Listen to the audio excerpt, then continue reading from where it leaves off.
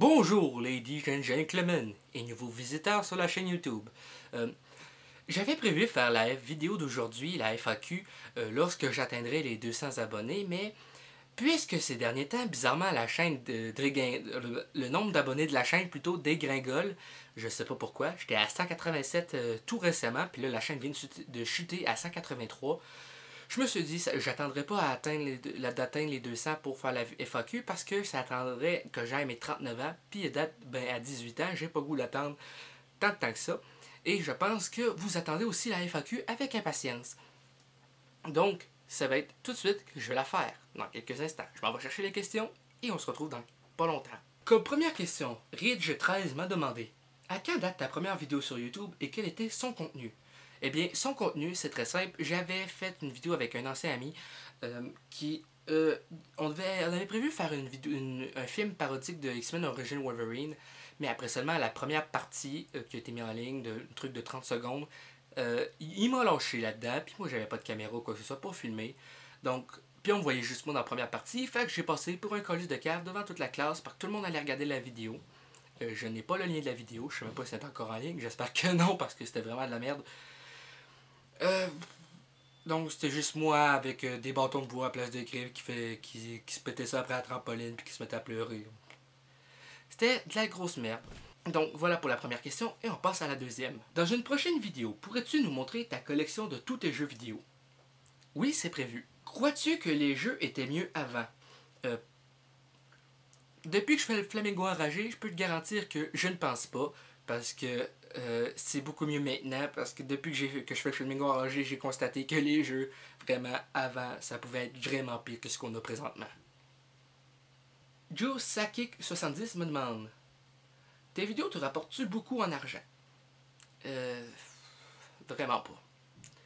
Je vais être bien honnête, ça me dérange pas de parler de ça parce que je vais être transparent là-dessus. À date, depuis que j'ai mes 18 ans, j'ai gagné 6,74. Avant de continuer pour les prochaines questions, vous avez sûrement constaté que depuis quelques temps, j'ai des cheveux uniquement sur le côté. Et alors que j'avais prévu rester chauve, c'est très simple. Vu que le tournage de Les Pas Très Fantastiques est commencé officiellement, j'ai un des personnages que je vais jouer, vu qu'on est 8 dans le projet environ. J'ai un personnage que je vais jouer qui a des cheveux uniquement sur le côté, comme les personnes des fois qui perdent leurs cheveux rien que sur le dessus. Puis un de mes personnages, pour ça, je me suis laissé pousser la moustache et les cheveux sur le côté. Et c'est pas mal ça. Je voulais juste faire une parenthèse là-dessus, au cas où vous vous poseriez la question: pourquoi t'es une couple de petits vieux? Ben, tout est dit pour ça. Donc, on va passer à une autre question de Ridge13. Et dernière question: que penses-tu du rétro gaming? Eh bien, pour en revenir au sujet du Flamingo enragé, je pense que pour ce qu'il y avait dans le temps, c'est pas mauvais. C'est sûr que c'est différent de ce que je suis habitué, parce que moi, j'ai grandi avec la GameCube. Et j'ai grandi avec GameCube, PS2, Xbox, première génération. Donc, c'est différent. C'est ce que je peux dire c'est vraiment différent, mais il y a des jeux qui sont quand même pas si mauvais, contrairement à d'autres. Puis il y a des jeux que j'aurais aimé ça avoir quand j'étais petit, mais je connaissais pas l'existence. Donc, c'est pas mal ça pour répondre à ta dernière question, Ridge13. Luigi55 me demande: combien de temps ça te prend en moyenne pour faire un Flamingo enragé? C'est jamais pareil, ça dépend du temps que je travaille dessus. Normalement, je prends une journée pour tester le jeu en enregistrant le gameplay, j'en prends une autre pour l'écriture, j'en prends environ 3 autres pour le tournage. Donc, ça me prend en moyenne 5 jours, mais maintenant ça me prend plus de temps que ça parce que vu que maintenant je recommence les let's play un peu, donc ça va être rendu que les Flamingos enragés, je vais peut-être en sortir un par mois pour être capable de plus les travailler. Beaucoup plus les travailler, mais aussi, là, il y en a déjà qui sont prêts, qui sont prévus pour il reste un épisode pour la semaine prochaine, et après ça, ça va passer à tous les mois. C'est pas mal ça. Donc, au moins 5 jours, ça c'est pour les épisodes les moins récents, puis les plus récents, ça me prend jusqu'à 2 semaines. Vincent P. me demande: as-tu peur du regard des autres? Comment vis-tu ton handicap sur YouTube? Vas-tu faire de la pub pour d'autres chaînes YouTube? Ces questions-là sont intéressantes. Pour commencer, as-tu peur du regard des autres? Pas vraiment. Je pense que si j'avais peur, je me serais pas rasé le dessus de la tête pour me laisser une coupe de vieux si j'étais pour avoir peur de ce que les autres avaient pensé. C'est sûr que c'est pas pour à temps plein, après ça je vais me remettre chauve directement, c'est juste pour un rôle que j'ai dans mon film. À part de ça, comment vis-tu ton handicap sur YouTube? C'est assez particulier parce que être autiste, on s'entend que c'est pas tous les youtubeurs qui le sont. Il y en a qui peuvent l'être, mais je ne suis pas au courant pour ceux qui pourraient l'être. C'est sûr que c'est différent parce que le monde, ils peuvent avoir des préjugés sur ceux avec un handicap quelconque. Trisomie, autisme, ou plein d'autres, que ce soit la schizophrénie, la paranoïa, euh, toutes ces affaires-là. Donc c'est assez dur, je dirais, de percer sur YouTube en tant qu'autiste parce que le monde ont des préjugés la plupart du temps en se disant que les autistes, on n'est pas aussi brillants que le reste des youtubeurs. Ce qui n'est pas totalement vrai, puisque j'écris des scénarios, je fais du montage vidéo, je fais tous les effets spéciaux de mes vidéos. Bon, prenant des trucs sur fond vert la plupart du temps disponibles sur YouTube, mais c'est des effets parce que je peux pas, j'ai pas de formation là-dedans, puis j'en prendrai jamais. Mais c'est assez particulier. Et pour faire de la pub pour les autres chaînes YouTube, ça serait prévu. Faut que je trouve le temps de faire ça, parce que j'ai beaucoup de vidéos en préparation. J'en filme pas mal à tous les jours. Et j'ai des vidéos prévues à tous les jours.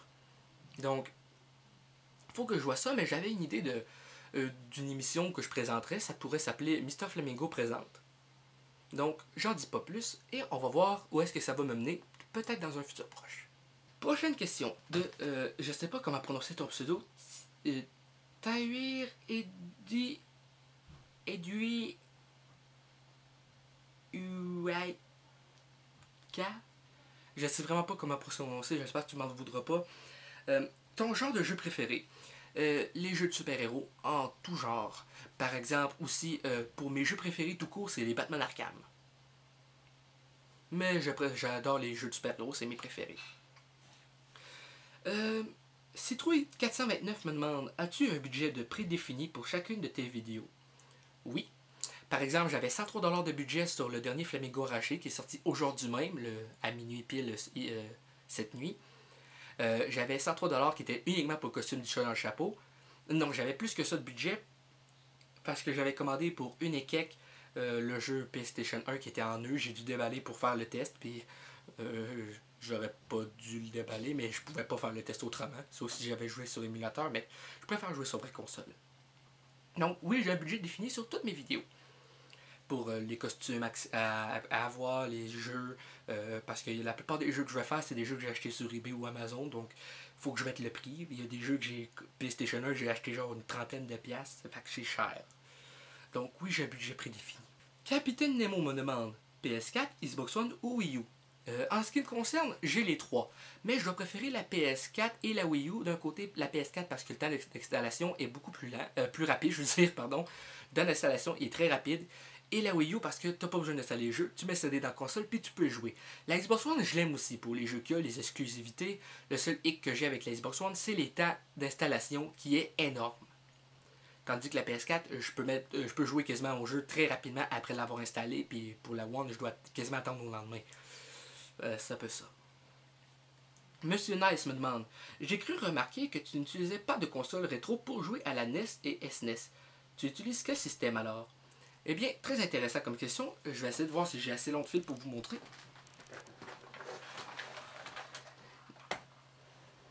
Non, j'ai pas assez long de fil. Ce que j'utilise comme console, c'est une Retron 2 qui vient avec des manettes non officielles, ces affaires-là. Et c'est une console qui prend les deux supports, NES et SNES, mais avec deux slots différents pour mettre la cartouche. Ça coûte, j'ai la boîte juste en haut. Au-dessus de la boîte de la Wii U, ça a coûté 60$. Un beau petit bijou qui permet de jouer à des jeux rétro sans avoir besoin de la NES ou de la Super Nintendo. Parce que ça coûte aux alentours de 50$ pour la NES puis 70$ pour la Super Nintendo au Québec. C'est pas facile à trouver comme en France. Je regarde les vidéos de Kirby 54 puis en avoir pour 10€, c'est quoi, une vingtaine de piastres? Nous autres, on trouvera jamais ça à quelque part. Sauf s'il y en a qui sont pétés, mais sinon, faut trouver autre chose. Dernière question. Penses-tu te procurer la NX lorsqu'elle sortira? Si oui, penses-tu faire des vidéos sur cette console, présentation, etc.? C'est sûr et certain que oui, parce que je prévois la prendre. C'est sûr que la NX, ça sera peut-être pas son nom officiel, mais oui, je pense la prendre. À coup sûr et certain.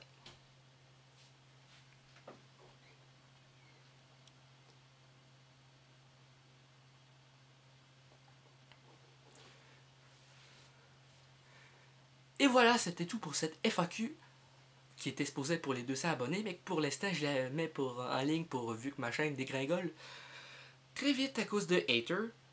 Et oui, parce que je me tape des haters. Et oui, parce qu'il y a des haters tout d'un coup, soudainement, qui apparaissent sur ma chaîne et qui dislikent toutes mes vidéos. Bizarrement, j'en ai aucune idée pourquoi.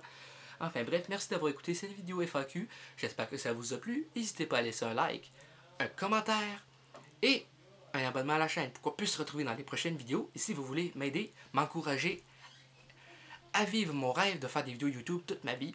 Et aussi, tout simplement, pour me soutenir et soutenir la chaîne en question. Parce qu'elle dégringole en tabarnak. Enfin bref, merci d'avoir regardé et je vous dis à bientôt. Bye bye!